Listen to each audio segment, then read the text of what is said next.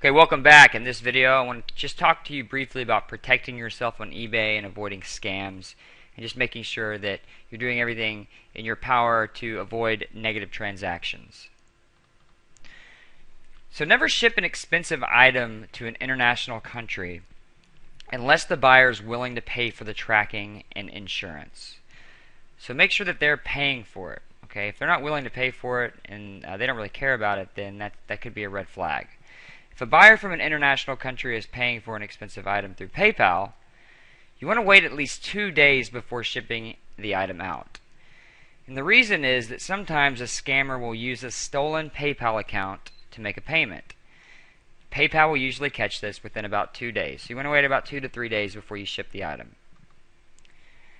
And then note that if a buyer files a PayPal dispute that they have not received the item and you have no tracking numbers to give, then chances are almost certain that you'll lose the case. Okay. So delivery confirmation can be purchased as an extra service at USPS. UPS and FedEx will always have tracking available. Okay. So if you're going through USPS, it's extra. UPS and FedEx always have it. You'll need to decide for yourself based on the value of the item if the delivery confirmation is worth it when shipping. Okay. So if somebody were to say that they didn't get it and PayPal ended up charging you or taking the money back out of your account, but it's not a big ticket item, it may not be worth it for you to actually pay for the shipping. But if it's a higher value item, it may be. So you have to do the math and figure it out for yourself. If you're using USPS, you'll need to decide for yourself based on the value of the item.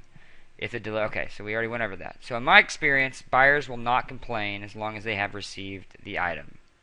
Okay, so typically this isn't something that you really have to worry about. Okay, usually the majority of the complaints are legitimate when it comes to this type of thing.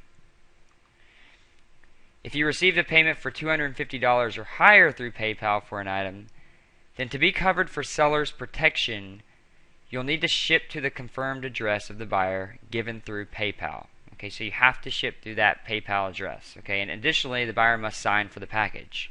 Okay, so getting that signature is key. That's also going to be a little bit more insurance for you as well.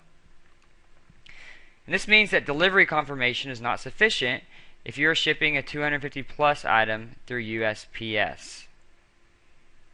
You'll need to get a signature confirmation instead. So just because USPS delivered the item does not necessarily mean that you've met PayPal's terms. Okay, you need to make sure you get the signature confirmation. The person has to sign for it. Okay, and let that person know as well that they have to sign for this item or they won't receive it. So once again, the buyer usually doesn't complain as long as the item is received. However, keep this in mind that if the buyer files for a dispute, that these will be the details that PayPal will look for.